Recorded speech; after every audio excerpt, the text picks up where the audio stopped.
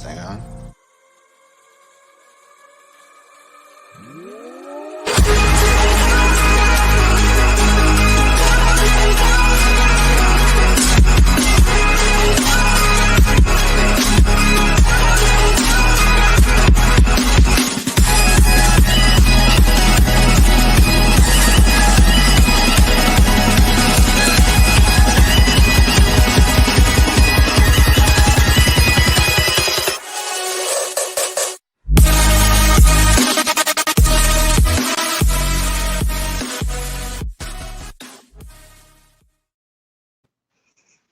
What is up, everybody? Welcome back to another amazing episode of the College Football Cut. I am your host, Adam Mack. I am joined once again. He took a little hiatus, but I'm joined by amazing co-host Jerred. Jerred, how you doing, man? It's been a few weeks. Yeah, it has been. I had to ditch you last week. I was celebrating the first anniversary with the wife, so had a nice weekend. Just the two of us, really. Took a little time off from football, but I think I'm caught up on everything now, and hopefully You're really gonna tell me that the wife took priority for college football? Okay, buddy. I'm always looking at my phone like, oh yeah, how's it going? Like always gotta check your phone. But Yeah. obviously happy anniversary. But we are excited for another great episode. I don't know. I'm really excited about this week because I feel like there's a lot of excitement. I think last week a lot of more stuff came clear of what the rest of the season is gonna take. But I'm super excited for this week. I know you're obviously busy. That marriage, takes priority. But what was some stuff that stuck out to you last week? Well, we had our first major upset, right? We had Stanford take down Oregon, went into overtime. Crazy. And if I was going to pick somebody from the Pac-12 to upset Oregon, it was not going to be Stanford. No. I didn't see that one coming. That was so wild. The SEC is getting mixed up pretty good. There's some good action going on there. A lot of good SEC games. Otherwise, just still some high quality football, what we love, Yeah, absolutely. Again, I don't think I would ever have guessed Stanford, but the Pac-12 is always just so weird. There's always that one weird team every year that just, has that crazy upset. Stanford's done it a few years. Arizona State has done it. I was about to say Arizona, but it was Arizona State that sometimes does it. Yeah. But, I was really hoping for Oregon in the sense that I'm like, all right, it was going to be just one bad loss. But seeing that CJ Verdell is out for the year, Kayvon Thibodeau hasn't been, healthy all year. I'm not sold on Anthony Brown. I'm ready to chalk Oregon up and say they're not making the playoffs. Yeah, they had the big win against Ohio State, but for me right now, that's pretty much ended their season for a playoff spot. I think they can compete for the Rose Bowl right now. I don't believe the Rose Bowl is a playoff game this year, but unfortunately for Oregon, they had to go undefeated to be considered. Right. But the one thing that this week kind of showed us is who are the contenders, who are the pretenders.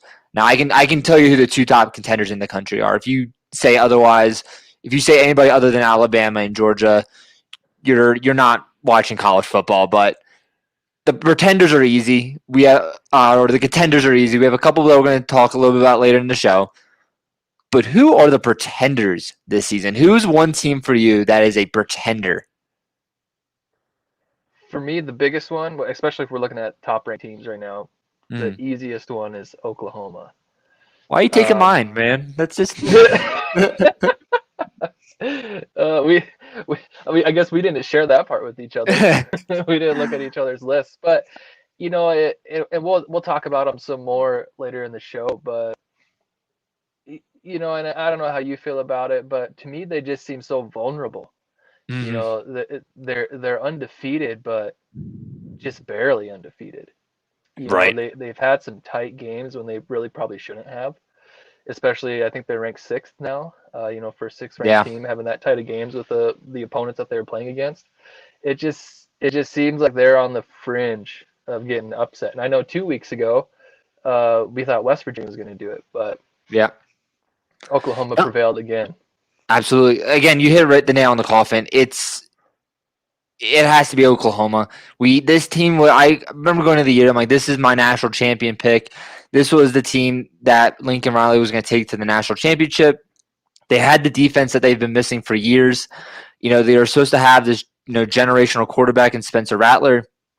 He's not turning out to be this, he's coming from a long line of great quarterbacks, Baker Mayfield, Kyler Murray, Jalen Hurts. He's not living up to that level that those three were able to play at. And again, the defense isn't there. They're not this lockdown defense that we thought.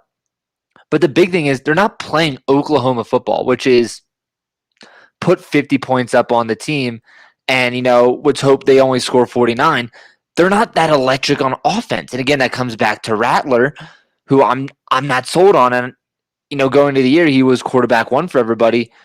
He's fallen off the radar for me, and he's not on. He's getting close to not my top 5 at this point, which I got a lot of hate for. But for me, Spencer Rattler's he's turning into a bum. In all honesty, I know people don't like that, but he's not this great quarterback that we thought he was going to be. And overall, Oklahoma's just not that team. But one team for me that I think is turning into more of a pretender is Michigan. Granted, they were not supposed to be as good as they are. So, they've obviously turned a lot of heads, But looking at their schedule, they had the big win against Washington, which it's a Pac-12 team. I mean, you can't beat it. Right. A 7-point win against Rutgers, a dominating win against Wisconsin. But overall, they haven't played anybody.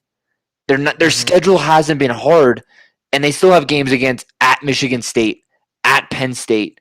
And then the big one, which Jim Harbaugh doesn't like to win, they haven't beaten Ohio State. Their schedule's too hard. I don't think Michigan are true contenders this year. Yeah, because that's what I've been looking at too. Because here in the back half of the season, Michigan State, Michigan, Ohio State, and Penn State to some degree all play each other, and I think you're right. Out of all of them, the one that's going to fall off the farthest is going to be Michigan. I just think it has to, and I remember was watching someone show on ESPN. I think it might have been the Paul Feinman show, and he even was saying, he goes, "Is this team even being coached by Jim Harbaugh? Because they look completely different." Like, Grant, this is probably one of the better teams that Harbaugh's had, other than that 2016 team where they were ranked, I think, second or third in the country. This is arguably the best team he's had and the best well-coached this Michigan team has been in a long time. But they chose a really shit situation because Penn State is looking like a top 5 team. Iowa's looking like a top 5 team. Granted, Ohio State lost early and kind of struggled, but they're starting to find their groove a little bit more. So, and then you add in also Michigan State's also playing well. So, like, at some point, all these teams are going to have to play each other. Like, everyone talks about the NFC West, like, all 4 playoff teams. At some point, those 4 teams need to start playing each other. And the same thing with the Big Ten.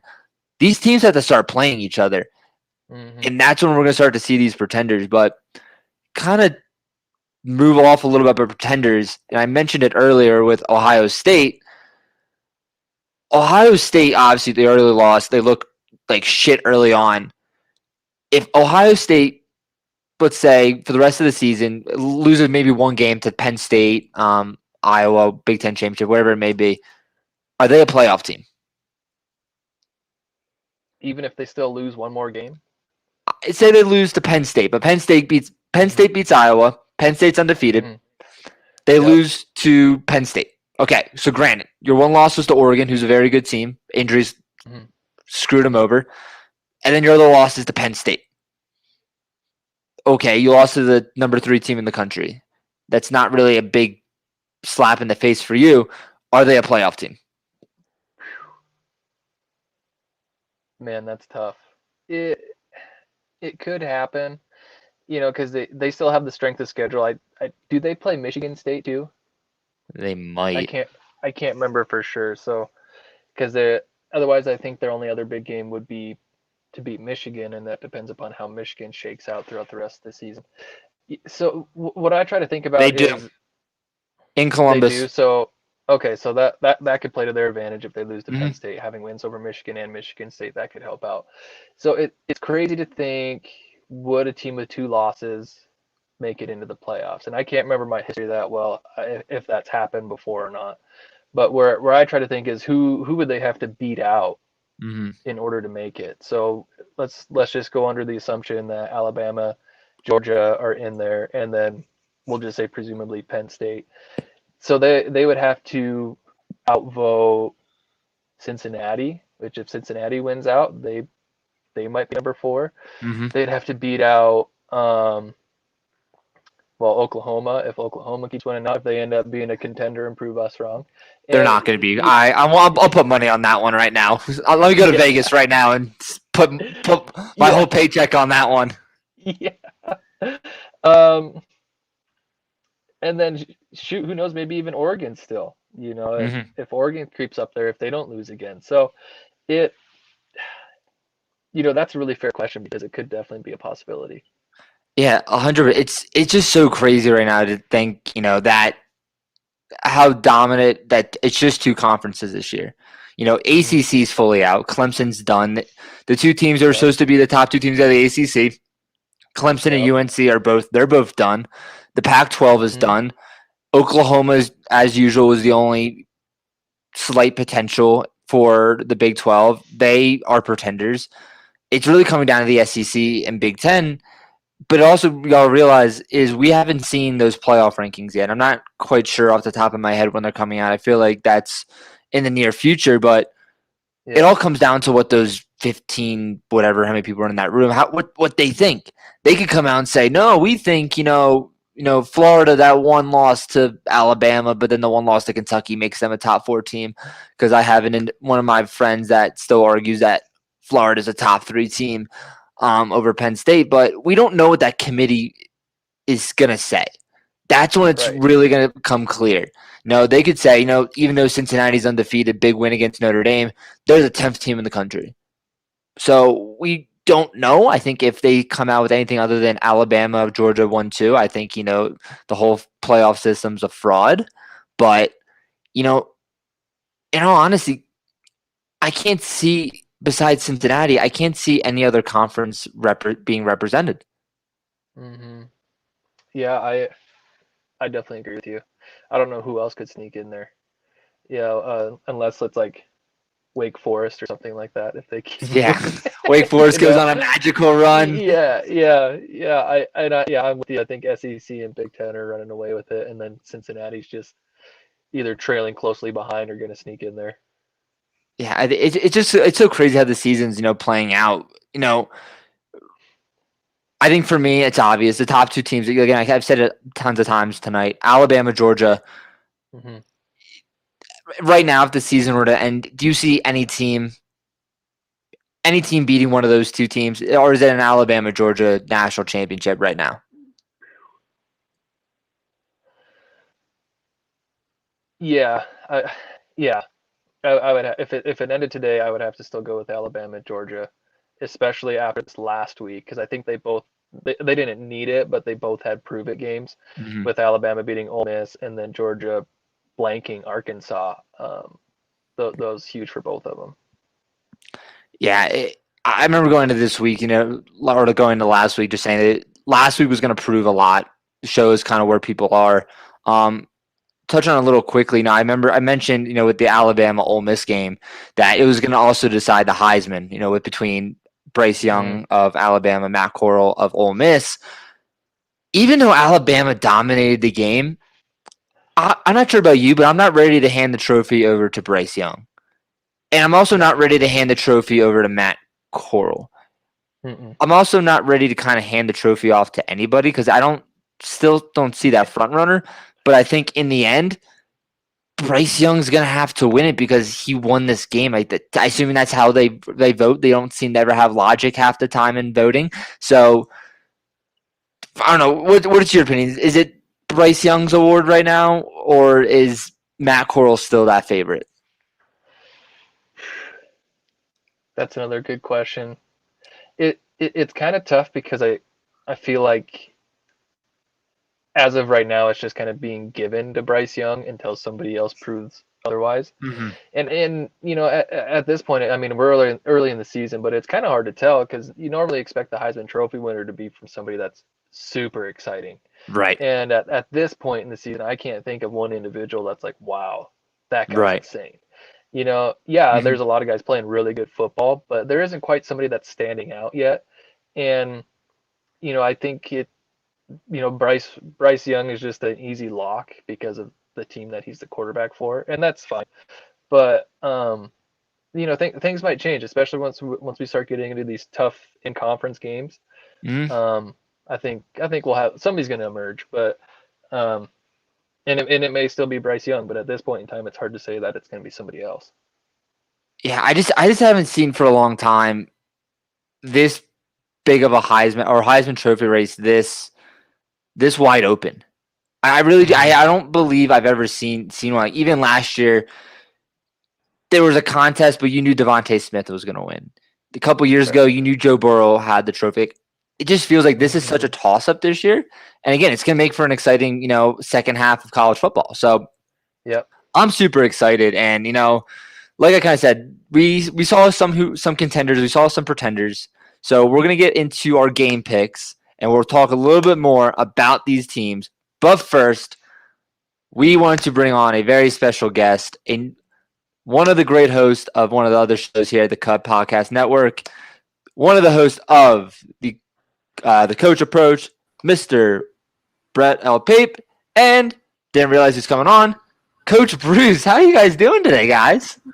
Hey, man, we're doing really good. Thank you for having us on. I was just thinking how nice it is that the amount of prep time going into this was 0, because as you guys now know, there's a lot that goes on to make it happen. So I appreciate you guys having us on. And let me just throw out a little disclaimer. My watching college football this year has been pretty minimal. I am very fortunate enough to have a big win in my program that I went to, Fresno State. Obviously, they beat UCLA right after LSU. And nice. So, but I'm glad to be here, and thank you so much for having us on. Hey, what's going on, guys? I made it. Awesome. We're excited, guys. One thing we try to combine all the shows here at the Cut. So I'm sure Christian's watching and he has a little tear going down his face right now. But it's getting exciting. But we'll get into our first game of the week, our G5 game of the week. There's no question who's going to win it, but I have a side question afterwards. Temple Owls versus number 5 Cincinnati.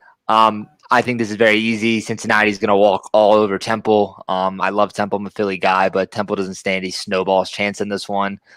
Who else? Anybody else has Temple? No one has Temple. But I mean, I am so impressed with what Luke Fickell's been able to do there. And as much as Cincinnati is going to enjoy this season, I think it's going to almost bite them in the ass, because this could be the year that someone's really going to offer up some serious money for that guy. And I wouldn't be surprised to see him leave. So, yeah, obviously Cincinnati this week. Mm-hmm. Hey, I was going to give a little shout out. I don't know if you guys know this or not, but this is a big deal at Cincinnati. You got your Nippert night, Nippert Stadium, right? Nippert Stadium. Mm-hmm. All black crowd, all black uniforms. They're handing out sunglasses. This is circa 1980, whatever, with Corey Hart. I wear my sunglasses at night, so it's going to be electric. But, yeah, Temple's got 0 chance. We could talk about Desmond Ridder. We could go a little bit more in depth, but yeah, I think the reality is here it's going to be Cincinnati big.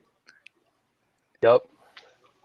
Yeah, there's no question that Cincinnati's going to stomp all over Temple. Hey, so that's the only one I feel confident in. So I can sign off if you guys, because from here on out, I might as well be flipping a coin. But let's go. Yeah, that's the best you like. I promise you, when Brett came in, he gave you guys a whole hey, I don't watch a lot of college football, blah, blah, blah. That was just a preface in case his picks didn't pan out tonight. The reality is we know he's going to be – we know he watches some college football, but I appreciate that's smart. So, again, like I said, Cincinnati's going to walk all over him, but I wanted to talk about Cincinnati a lot because I'm a huge fan of the G5. Is this the year that the G5 makes it to the college football playoff, and is Cincinnati legit contenders? I don't know about legit contenders. I do think this is the year. I think they're going to be in the playoffs. I don't – who you guys would know better than me, but what do they get to face here on out? I think Notre Dame, probably on paper, was their biggest obstacle. I could be wrong. You guys know more than I do. But my point SMU is their other big game. Yeah. But I still think they have an incredible shot to have a clear path to it. You don't like hearing that old saying that, they control their own destiny, because if they did, it wouldn't be destiny. But aside from that, I think they're going to be in this year. Yeah, I have no doubt. I mean, SMU is the big game that's left on the schedule. When you can go into Notre Dame and win against a team that's playing as well as Notre Dame was playing going into that week, and you look at the remaining schedule, I think Cincinnati runs the table. Of course, they put themselves in the conversation for the college football playoff, which I think is great for football. Mm-hmm. And like you guys were talking about before I came on, there's only 2 other conferences, you say, right? Mm-hmm. You talk about basically, and I would agree. But also, I don't think that there's really anybody out of the SEC who's going to win it this year, though. I think it's heading above the 2 guys, either Georgia or Alabama. And I think everyone else is playing just to say that they made the playoff. Oh, 100%. Like Cincinnati makes it and they got to face Georgia or Alabama. They're going to get steamrolled. Like there's no question about that, but it's more so the saying that with the program that the small G5. Absolutely. Yeah. And I think you mentioned earlier Luke Fickell getting another job. You got to remember there's a big job opening out in Southern California. And the best part is, and who hired Luke Fickell at Cincinnati is now the athletic director at USC. So it's not like there's not a connection already there. And if Cincinnati not only makes a playoff, or at least on the doorstep, it's just helping Luke Fickell get that USC job so much quicker. Mm-hmm. As a guy, USC college recruiting too. I mean, if you can come from a school like Cincinnati, you can get that team into a college playoff. It just for recruiting purposes and what you do, then you get a guy like Luke Fickell to come into USC. That's the biggest thing about USC right now. That I think has been the big difference. You've got to get a guy in there that knows how to recruit, that can land athletes, that can play. College football, I can't stand USC. I'm an ASU guy, right? Forks up. Mm-hmm. But when USC is really good, going back to Leinart, Matt Bush, we can go back as far as Matt Leinart, go back as far as you want, Reggie Bush. That to me is when college football was great. When you had Penn State was dominating, USC was dominating, you had a lot of those schools from Pac-12 was relevant. Now it seems like every time the Pac-12 gets a chance to play in a big game, i.e. Oregon the other night, they find a way to lose the game. It's frustrating. So I'd love to see USC get a really, really good coach who can flat out recruit and understands how to, how if to he were to go there, they're in my backyard. I've coached for 20 plus years at the high school level, and so they're recruiting everywhere. And they don't. My concern is with him being a Midwest guy, he's got to be able to keep one of those recruiter guys that are already on staff, because and the guy that's got the position now, because the reality of it is he doesn't have to go far. They're everywhere out here, and he's got to be able to have that West Coast connection at the same time as everything he brings us X's and O's and running a program. Yeah, I think USC is just the last few coaches they've had. I think still a lot of them are still recovering from the Lane Kiffin disaster, and just they haven't been able to recover. And I think with this coaching hire, I feel like they have to go for a home run. You need to bring someone that's gonna recruit. And that's why like the big names you kind of keep seeing is Luke Fickell, James Franklin from Penn State, excellent recruiters. But if Luke Fickell's able to take this very small program into the national spotlight like they have, I mean, it helps his case more than anybody right now. Oh, I'm not disputing that. I just have the concerns with him being a Midwest guy. And, it is a bit different out here. It's probably a lot warmer out in Southern California than it is in Cincinnati, Ohio. But, I'm sure he wouldn't complain about the change of scenery. But no, I get it. All right, we'll move into a more competitive game. The big rivalry game of the week, the Red River rivalry, Texas Longhorns versus Oklahoma. What does everybody got in this game?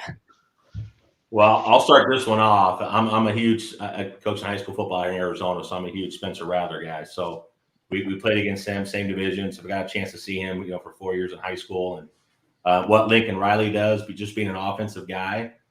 What he's been able to do with Oklahoma, and now they're starting to bring that defense is now starting to come around, which is their big Achilles heel over the last couple of years. Offensively, they can put up a ton of points. They couldn't stop anybody, and I feel like Oklahoma's got more of a well-rounded roster. But then on the other side, with Texas, ever since they went to Casey Thompson from Hudson Card, they're averaging 50 points a game. Bijan Robinson, to me, is the best running back in the country. And you talk about, just a true sophomore, another Arizona kid from South Point Catholic out here.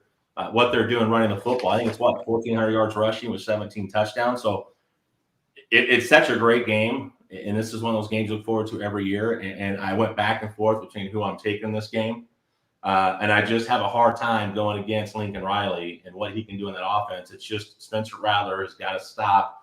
Last week against Kansas State, he had two go routes, and one he tried to throw a back shoulder fade, and the guy had 4 yards of separation on the DB, underthrown ball, incomplete. Second time he does the same thing, underthrows a guy that's got separation and ends up being an interception. Spencer Rattler can protect the football. I think Oklahoma wins this game, but if Texas establishes the run and keeps Oklahoma's defense on the field, then I think Texas has a chance. But I have 31-29 Oklahoma. I've got it close. Yeah. I think for me, again, if this was like after week 1 and Hudson Card was the quarterback for Texas, I would have taken Oklahoma without question. But I'm a huge fan of Casey Thompson right now. Like you kind of pointed out, 50-plus points in every game that he's played so far. The offense seems to just be clicking a lot more. And I'm just not a huge fan of Oklahoma. I don't think they've been tested up until this point. Even the late win against West Virginia, I'm not a huge West Virginia fan. So I don't think Oklahoma's been tested. They're finally going to get tested against Texas. I haven't been a fan of Spencer Rattler this season. I don't think he's living up to the expectations that we all thought he was going to be. Even just the whole team. I mentioned a little bit earlier that defense that we thought was going to be the defense, like the best defense Lincoln Riley ever had, isn't there. And then on top of that, that electric OU offense isn't there anymore. They're not putting up 50 points, a game and just hoping the opposing team puts up 49. But right now you're going to play a Texas team that's absolutely putting a lot of points on the board, and your offense hasn't been able to do it. I'm going to go with Coach Sark, Casey Thompson, and, they're back.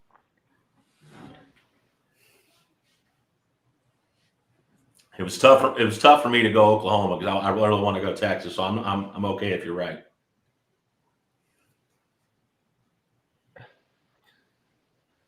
For me, can I jump in real quick? Just tell you who I think. First and foremost, my internet sucks, so I cut in and out a lot. Secondly, I'm a little irritated because yesterday I'm kind of late to the group thread that you guys started for this, and all anyone's talking about is what we're going to be drinking and how much you're going to be drinking, and I've seen nobody other than myself. Okay, thank you. All right. With that being said, I listened to your talk about the Heisman and the Bijan Robinson. I kind of feel like he's got a great opportunity this week to put his name up there in that category. And I don't think that you guys said it best when you said that you didn't think there was a real flashy guy right now or a real guy who's standing out. And there hasn't obviously been that, quote, Heisman performance. Well, he's got that opportunity this week. And I kind of, being a West Coast guy, I'm all for Sark. I hope that, he's kind of corrected his problems from the past. So, yeah, I go with Texas myself, and I was going to go, 28-17. I like that. Yeah, I'm with you, Lassio. I'm thinking Texas is going to win this game too. Oklahoma, they've been winning games, but like I mentioned before, they just seem kind of vulnerable. They've been tight games. I think the last 3 games they won by an average of just over 5 points. So they've been in tight games with not super quality opponents, and with this being a rivalry game, I think Texas is going to have enough to do it. I wouldn't be surprised if it came down to the turnover battle and special teams, which I know is kind of cliche to say, but in a big rivalry game like this, that's what sets it apart. And we can just say the team that scores the most points wins, right? Yeah, usually. Yeah. I mean, Hey, so this is good because I'm the only guy that took Oklahoma, and I can't help but think, just being a huge Lincoln Riley guy, I love what he does offensively. It hasn't been the same, obviously, with Spencer. He has regressed. Matter of fact, him coming out of high school, going in his true freshman year when he didn't really play, his arm talent's the same as it was then. He just makes it look easy sometimes, but I just have to believe Lincoln Riley, it's only a matter of time before that offense opens up, and what a better week to start than this week. But again, if Texas can dominate time of possession, they can run the football. It's not just Bijan Robinson. We got 3 really good running backs. And if they can do that and not turn the ball over, Texas is going to win. I've just got to think that Oklahoma and Lincoln Riley and that offense finally breaks out. Is his mic working? Adam, I think your mic's off, man. I'm going. I know I'm Looking now. drinking, but I should be able to hear him. You're awesome. Yeah. I There think it this is. is the game for me that's going to save Oklahoma, either save or sink Oklahoma season. Looking at their schedule, if they need that statement victory to win the playoff committee over, like if they go in, they lose this game. Okay, you lose by a last second field goal, whatever. It's a close game, but you don't have that dominating win on the schedule. They haven't dominated their opponents. They struggled against easy teams. Now I'm watching Tulane right now, who's losing by double digits to Houston, and Oklahoma struggled against Tulane right now. Yeah. So, this if Oklahoma can go out and dominate, it's like, hey, we just dominated Texas, a rivalry game. It's Texas, top 25 team. This is their statement victory. There's no one else on the schedule. Iowa State's kind of fallen off the radar, so that would take it out of consideration. If they lose this game, their season is fully done. And even if they just squeak out a win like they've done all year, they need a dominating victory to even consider putting themselves back in the playoff picture. No, I agree. Yep. It's exactly what it is. This is a do or die game for them in terms of if you're going to try to make the college football playoff, you've got to get a big win this week for sure. Mm-hmm. Yeah. Another team that's kind of they've kind of fallen off the radar a little bit, but I still think right on the doorstep, and I think they're big of contenders as anybody. They're not considered in the top team tiers of the Big Ten, but the Maryland Terps versus the Ohio State Buckeyes. I was talking about this game earlier with my little sister since she goes to Maryland. Maryland doesn't stand a chance. They've lost their number one wide receiver. They got blown out at home by Iowa last week. Ohio State's going to win this game, but I think this is one of those things. They need a dominating victory to help their case long-term and their confidence. The rest of the schedule going into the season is tough. Penn State, Michigan State, probably Iowa in the Big Ten championship game if they make it. Ohio State needs a big win here if they want to keep their season alive during playoffs. Yeah, no, I agree. You look at Maryland the first game, and they got a thump by Iowa 51-14, and we'll talk about that in a little bit, but Iowa's for real. And then you look at games like, okay, you played Kent. You barely beat a team like Illinois 2017. You thumped Howard as you should. And then, of course, West Virginia was a close game. They just haven't had a dominating performance, outside of Howard. And I'm not going to count that. I'm not going to put that in the till. But I think it's definitely Ohio State, is going to run away with this one for sure. I mean, you're averaging 560 yards of offense, and you're pretty balanced with over 300 yards in the passing game, 200 in the rushing game. They're just so balanced, and Stroud's playing really well. It should be an absolute, it should be a thumping for sure. I mean, you're over under 71, right? So yeah, it's crazy. Welcome to college football. This guy walks in off the street with all this freaking knowledge. I mean, what the hell is going on here, Coach Bruce? Hey, I don't even know if I'm going to make it on, but you come out and you know absolutely everything about I told you guys, I just show up and talk football. Anything else that happens, and it is what it is. You gotta love it.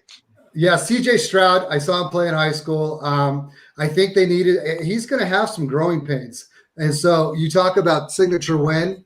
I just think they need to just allow him to continue to grow, and this is another opportunity for him to get there. I mean, he didn't play much at all, if any, prior to this season. So I think he needs a little more time, but I like what they're doing. Mm-hmm. Yeah, I definitely like Ohio State this week too. I was a little surprised that I saw Tunga Vailoa threw 5 picks last week. I mean, Iowa's tough, but you don't expect a performance from a guy like that. And I don't think it'll be that rough for him this coming week. But their biggest challenge is going to be keeping up with the Ohio State offense, and I don't think they're going to be able to do it. So I got Ohio State this week. You have to remember, he is Tua's brother. He has accuracy issues, but it's also Iowa's defense. For that to come up. He's Tua's brother, Yeah. I was talking to my friends that go to Maryland, and they said they always chant at all away games. They always chant Tua's better. So, that sucks for him that that's what he has to go deal with at every game. But it runs in the family sometimes. Yeah, for sure, for sure. Another team that's kind of shocked me, I was not expecting them to be undefeated at this point. I was expecting the team they're playing to be undefeated, But, the disappointment of the LSU Tigers versus, the Kentucky Wildcats, who does LSU pull out the upset, or is Kentucky undefeated for another week? Wait, we're talking about basketball, right? Yeah, absolutely. Kentucky, right? Basketball school? I mean, isn't that it's so weird to think of Kentucky as a football school, even going back. They've had some players come through that program, but it's so funny that we're sitting here talking about Kentucky against LSU, who's 2 years removed from, an unbelievable season offensively. And I have Kentucky winning this game. And I think it's a big stage for them. They're playing at home. It's against LSU. I don't care if LSU's record's 3-2 or not. This is a huge game for Kentucky, and I'm going to take Kentucky to win this game for sure. I'm going the other way, and I'm going the other way mostly because I absolutely love Coach O, and him being a Southern Cal guy. Yeah. I had many opportunities to hang out with that guy in a small capacity. But with that being said, what is going on? Because they have fallen hard and fast, and if he's got a shot, because do you guys believe he's on the hot seat? See, you hear me out and think I'm crazy, but when Clay Helton was fired, I wrote an article, I think for the Cut, of possible replacements, and I still think he's an option. I still think he's an option at USC. Granted, he was fired, but he was recovering from the Lane Kiffin era, which you could have put probably any coach in college football there, and they would have failed just because of how messed up the situation is. Yeah, you've seen what he's able to do at LSU. He recruited arguably one of the best teams in college football ever. Look at those players. I think I saw at one point their entire offense was played an NFL snap at one point. So he can recruit. And, he's going to go from the SEC, who's adding Oklahoma and Texas in the next couple of years, which makes the conference 10 times harder. Go to USC, have a fresh start at a program that you're already familiar with. He's an excellent recruiter. Players love him. I think he's a candidate for that USC job. Well, I look at everything related to the USC job as the eye of a fan of USC. So as a fan, longtime fan of USC, I got to tell you that I want better. And I love Coach O. That's how I started this whole thing, is by saying I'm picking LSU just because I love Coach O. But with that being said, you guys said it best earlier, man. They got to hit a home run. And to me, that is a guy that you're going to hire after 3 or 4 guys have already turned you down. And if that's where we're at as the program, that's not where we need to be. So I wouldn't be happy if we went in that direction. I think what's interesting when you look at the last 5 games each of these teams have played is you sit there and you look at LSU and it's okay. They played Auburn, lost to Auburn week 1, but then they played Mississippi State. You got Central Michigan on there. You got MCN on there, right? And then you get UCLA, and then you look at Kentucky. So they got 2 games there. They played nobody. And then you look at Kentucky, and they started the season with a huge win over Florida, South Carolina, and then all of a sudden you get Tennessee, Chattanooga, and you get Louisiana Monroe. And so you're going. Both these teams have played a couple garbage teams, but I think that Kentucky, they're only giving up 280 yards, as a defense, 180 yards through the air and 100 on the ground. They've been tough to move the football on, even against schools like Florida. Florida only scored 13 points on them. So, this is a defense, I think, that gets underlooked and has an opportunity to step on a big stage and do something big. I got to root for – it's funny because they're technically their favorite, but, I still look at them as an underdog on this. But I'd love to see them pull it off. I had a tough time with this one because I really like that Kentucky defense so far this year, and they got a lot of fire. They've been looking good, but I just don't think they've quite seen a combo like Max Johnson and Case and Bowie, and I think that's going to be enough for LSU to edge them out. I think with LSU, their injuries, Derek Stingley Jr., who's going to be a top 5 pick next April. He was such a difference maker for the team. He doesn't have the numbers, but it's because the ball's never thrown his way, because he always is being able to lock down the defender. It now opens up a lot of space for Kentucky. Again, Kentucky's coming off a lot of momentum over the win against Florida, which is a huge statement win since they were both undefeated, but Kentucky wasn't ranked. I think LSU just isn't there yet. I think Coach O doesn't have the right coordinators in place for the team. I don't like just the injuries to LSU. I'm going to go Kentucky, but it's not the big game in the SEC this week. There isn't, or I wouldn't say a top 2 game. The other big game, which probably would have been the game of the year preseason. Yeah. But Alabama and Texas A&M. A&M has fallen off. They got smacked by Arkansas, which I thought was more of Arkansas is just an elite team. But then they come out and they lost to Mississippi State. I mean, I don't think Alabama's going to lose, but is this game close, or is just this another Alabama Mercer game where they put up 100? I don't know if it's that, but I would say it's probably an Alabama Mississippi game. Where's this echo? Is this me, you, who? Okay, sorry. I hear it too. Me and technology is awful. I'm terrible at this shit. Yeah, okay. Yeah, just unplug everything and start over. That's what we usually do. But I don't know what's happened to Texas A&M. Because again, I am not someone who puts a lot of time into looking at that. I look at college mostly now as a fan for the 2 teams that I'm a big fan of. And then aside from that, I'm looking at, prospects, Devi type things. With that being said, I did hear everything about how great Texas A&M was going to be this year. And so if they're struggling, I don't see any reason why it's not another Alabama-Mississippi game.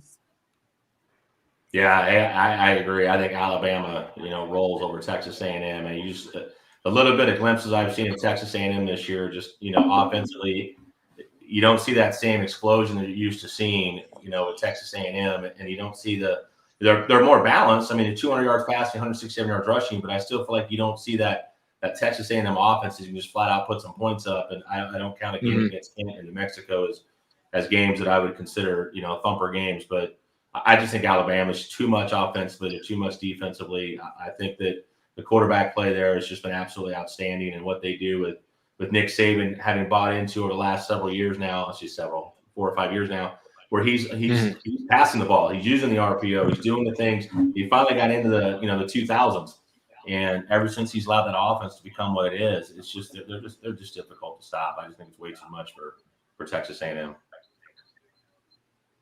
Yeah, with A&M coming off of back-to-back losses, Alabama's not a good matchup to break a slump, but it's going to continue to slump. Yeah, exactly. It'll be interesting to see how close it is, but Alabama's got it. Yeah, I think this is the worst scenario for Texas A&M. They need a bounce back win, and they're playing Alabama. That's not how you want to bounce back win. But I think, like I said earlier, beginning of the season, I had this game circled on my calendar. I'm like, oh, this is going to be a great game. Alabama's going to be the number 1 team. Texas A&M will maybe be a top 5 team. This could be the best game of the week. And now Texas A&M isn't even ranked. That offense that's like Coach Bruce said, that offense spark isn't there. They're not putting up the points like they are. And I was a real big believer that Arkansas was just such a good team. But then they go out and they lose to Mississippi State. I think Alabama's just going to be too strong and just too dominant, and I don't see a reason how they could lose. But kind of moving on to Alabama's opponent in the national championship game this year, Georgia versus Auburn. Top 25 matchup. Auburn offense is one of the best in college football. Granted, they haven't played anybody truly this year. Does the Georgia defense stop Bo Nix and the Auburn Tigers offense? I think Bo Nix to me is similar to. It's hard to make this comparison, so hear me out. But Bo Nix is a guy that ever since he arrived on that campus, you felt like was going to be who's the next coming. The first, he's the top pick in the draft. He's had some struggles with turnovers. He's had some struggles from what I call the 6 inches between the ears in terms of what he sees the defense doing and to be able to make post snap adjustments. But I just take a look at that team and Auburn is still, they can put up some points. Georgia's defense right now, it's ridiculous. I mean, what they're able to do defensively and dictate what you do offensively, and it's almost like New England and Bill Belichick when he says, "I'm going to take your best player or 2 away. I'm going to make somebody beat me that doesn't normally show up." Mm-hmm.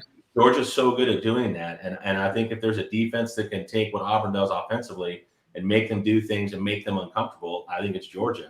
I think Georgia, I mean, look, 177 yards allowed, 67 on the ground, only 100 through the air. I mean, they dominate in the trenches, and they dominate in the secondary, and they dominate the second level. So there's not a weakness in that Georgia defense and I just don't trust Bo Nix to be a guy that's going to make that defense, play at a different level. I think everybody's talking about the Georgia defense. Like, Grant, the Georgia defense is the best in college football. Gave up one touchdown all year. But one person that's not getting – or on offense, the one person that's not getting the attention is the new quarterback, Stetson Bennett. Going into the year, I was JT Daniels. He's my Heisman pick. He's going to take – he's going to be the best quarterback in college football. He obviously goes down. Bennett's kind of come in, and he's played phenomenal. He's playing how I thought JT Daniels was going to play. And so it's not like, Daniels is going off and like that offense is been struggling without their starting quarterback. That offense hasn't missed a beat. They've almost done better with Bennett, leading the charge. So, as much as Georgia's getting talk about their defense and how it's just a lights out defense, that offense is just really, really good, and they've put up a lot of numbers over some good teams they've been playing. So I think Georgia's gonna, they're gonna roll. I'm not a huge fan of Bo Nix. He's like Spencer Rattler, not living up to the hype that I thought we all thought he was gonna be. I'm gonna go. I gotta go with the Dogs. I'm right there with you. I mean, you said that there's so much more than just the defense, but to me, that's where my eyes always go. That front seven's incredible. I mean, if I was an IDP guy, there's a lot of guys on that side of the ball that you're going to be drafting in a few years. So, yeah, definitely Georgia for me. 4.6 points allowed per game. Like just I mean, is this FIFA? Yeah, that is insane to be this many games in the season and 5-0 and 3-0 in your conference, in the toughest conference in college football, and you're giving up 4.6 a game. It's insane. Yeah, it's incredible. And Bo Nix did some pretty wild stuff last week against LSU. It was really fun to watch, but that Georgia defense is just as athletic as he is, so I think they're going to be able to handle him. And I got the Dogs in this one too. It's going to be a fun game, I think. I don't think it's going to be a blowout, but I think, Georgia's going to handle them without ease. But the big game of the week, the big game of the season, the game we've been waiting for, I did not have this game circled on my calendar because I thought Penn State was going to be very overrated, but they have proved me wrong once again. Penn State takes on the Iowa Hawkeyes, a battle of top 4 teams. I am so excited for this game, just as a college football fan, but as someone from Pennsylvania. What does everybody feel about this game? It's going to be a great one. And I got to go with Iowa, and I'm going to Iowa mostly because my wife wouldn't let me sleep in the bed tonight if I didn't. So I guess that's a good reason. Long. She grew up there. We spent some time out there. It's a pretty neat place, actually. But, man, I don't know how you can't be impressed with what they've done so far this year. And it's been fun to watch as a pseudo fan because anytime they're on, we saw them against Iowa State, but anytime they're on, my wife has them on. So it's been fun to watch, and I'm a believer in them. Yeah, hey, I'm all about Iowa in this game too. I think it's what they're doing offensively and what they can do defensively in terms of balance is. I love what Iowa's doing this year. And you look at Goodson, the running back. I mean, 430 yards and 5 touchdowns and only 99 carries. I mean, the guy's been an absolute stud. And Iowa's always got those teams that just win in the trenches, right? Mm-hmm. They just their offensive line, their D line, just what they do. They put a lot of guys into the NFL. It's another season of Iowa just dominating the trenches, but they're doing a lot more in terms of what they do offensively this year. They're actually throwing the ball a little bit more than I think people are accustomed to seeing them do. And so I think Iowa is definitely. I'm just talking about Brock Purdy with Iowa State. There's a little slip there, but yeah, I think Iowa definitely. I hope they win this game, man, for sure. And I got a couple buddies that are huge Penn State fans. They'd kill me if they heard the podcast, but I got to go Iowa. This was a tough one for me. It was really kind of a toss up. So I decided to ask my 4-year-old daughter, who she thought was going to win. There you So go. I let her made the pick for me, and she picked Iowa because she thought it sounded more like a girl's name than Penn State. So There you go.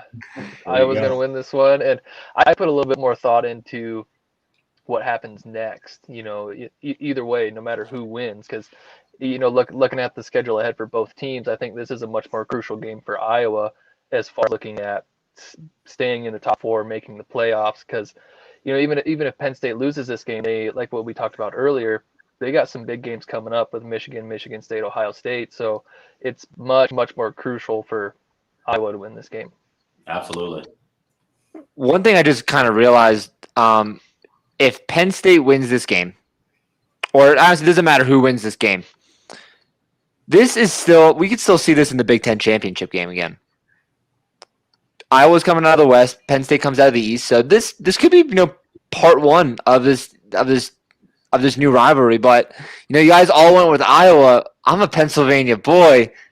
We are, baby. Oh, there it is. There it is.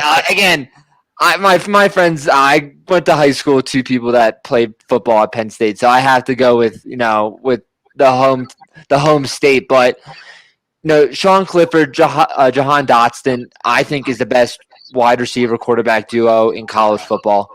Dotson's had a touchdown catch in every single game this season.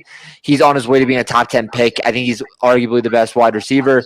We've been mentioning a lot that a player hasn't had that Heisman moment. I think it's a long shot, but if Dotson kind of goes out and has a big game, this might be his opportunity to have his Heisman moment. But Penn State offense is just clicking on all cylinders. They're electric. Sean Clifford has that offensive rolling.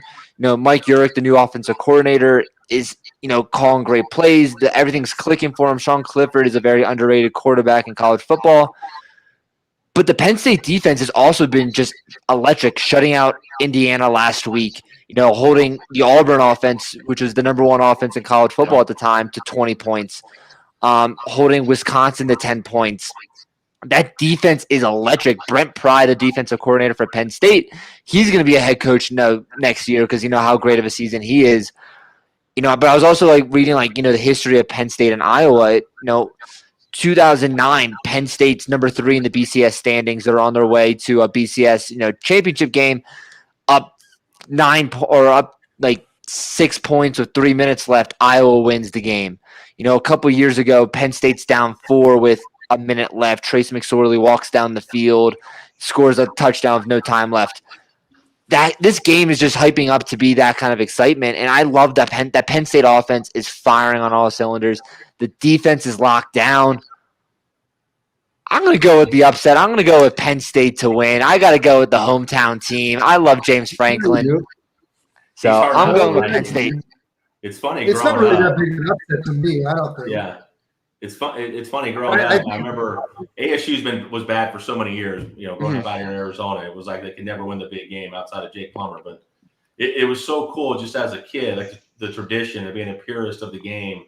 And I'm not going to expose how old I am, much older than you guys. But there's something about Penn State and Notre Dame with no names on the back of the jersey, the white helmet, the black stripe. It's just about the game of football that every time Penn State was on, you just rooted for Penn State because you just love, Joe Paterno and God, what a horrible deal that was. But at the end, God, it's just a team that you always Notre Dame and Penn State that every time they were on as a kid, I remember watching them. Yeah, it's just classic. It's so hard to root against them, but I would love it for Iowa. I'm hoping for Penn State on this one. I got to go with the hometown team, but it's the tradition of Penn State football. Yeah, it's awesome. No names, black shoes, basic blues. Yeah. It's just so traditional. There's no. I love the Oregon uniforms, how they come out something different each week. But just the simplicity and the tradition of Penn State, man, I love it. And but I mentioned because since I realized I thought of the question. Let's say Penn State wins the game. No, relatively close game. Let's go 27-24. Nothing crazy. They meet in the Big Ten championship game. Same, different outcome, same thing. Iowa wins 27-24. Both teams go undefeated for the rest of the year.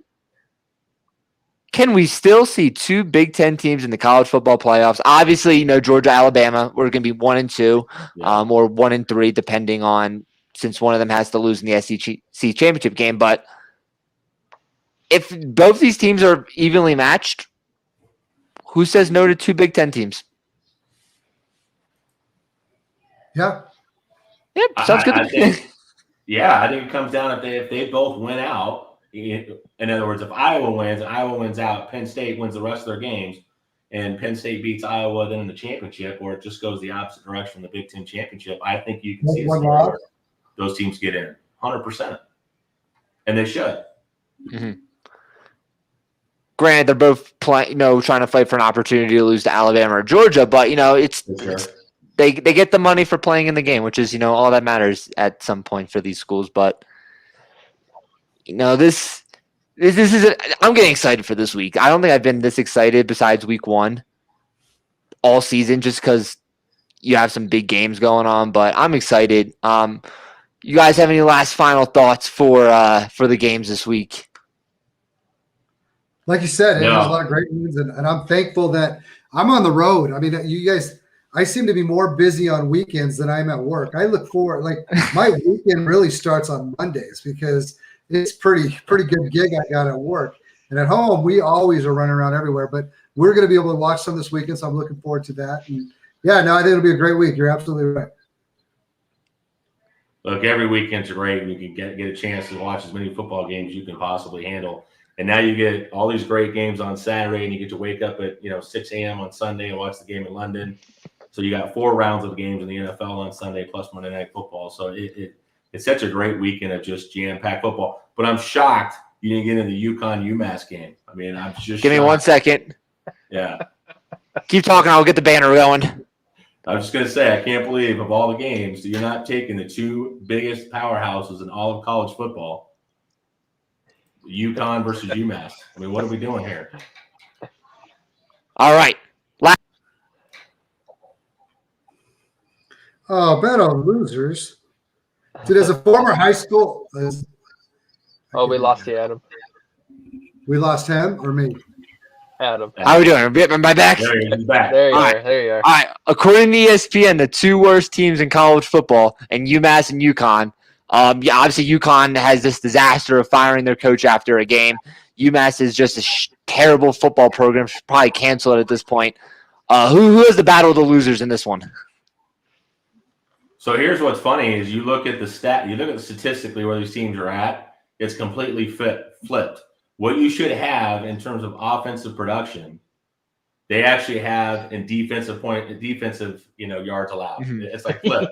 They average 270 yards on offense in UConn and 270 at UMass, almost identical, difference of 0.2. But both teams are giving up over 450 yards defensively, and it should be the exact opposite. So it literally is who is literally the worst team, in football. It's unbelievable, and I got to go UConn. Look, they're 0-6. If you look statistically what they're doing and who they've lost to. We're really doing this. We have to. I want UConn.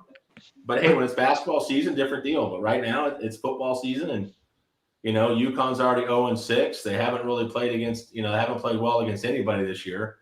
You got a 30-28 against Vanderbilt, I guess, last week. But, that's about as close as I think they're going to get to a win this year. So I'm going to take UMass to win this one.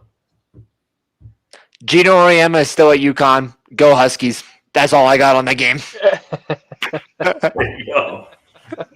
The transition to women's basketball. They score more points. Why not? They do. They're better. That's right. They probably have a higher budget too. Yeah. They've got more national championships than UConn's got in football wins in the last decade. That's very true. That's bad. It is bad. Oh yeah. This gonna be a terrible game. I might watch it just for shits and giggles, because why not watch the 2 worst teams in college football play? How bad of a game could it be? But I'm afraid to. But Coach Bruce, Brett, thank you guys so much for joining us. It was a lot of fun to be able to sit down and talk to you guys. Jerred, you got any final thoughts before we wrap up? No, I just appreciate you guys joining us. Of course, we know how much work goes into just doing one show a week, so appreciate you guys taking the time, the prep work, and then your time obviously tonight to join us this evening. It's been great having you. Hey, thank you guys very much. We had a blast, man. It was nice not having to worry about putting everything together on the back end. We could just show up and talk football. So that was yeah. Absolutely. Appreciate you guys all the work you do, man. Yeah, guys. So much. We'll have to do it again sometime. Absolutely. Yeah. One of my favorite things is just, sitting back, talking football with a bunch of guys, having some drinks, enjoying the game. Thank you guys obviously for joining us. You got everyone that's watching, you can catch these guys on Wednesday nights on the Coach Approach here at the Cut Podcast Network, and all the other fun shows that we do. I always forget what they are every week, and Christian yells at me every Friday morning because I forget, but one of these days I will remember. But we need to be doing that, Bruce. Apparently we need to be doing that. Hey, we never got the memo. It's the first we've heard. Yeah, hey, we're going to start playing all the shows now. Christian just loves to yell at me. He's been doing it since 2015. So, Christian just likes to yell at me. So just consider yourself lucky. But, make sure you tune into everybody here at the Cut Podcast Network, especially, the Coach Approach with these, fine gentlemen. Obviously, great show. But for Jerred, for Coach Bruce, for Brett, it has been another great episode of the College Football Cut. We will see you guys all next week. Catch you all later. See you guys.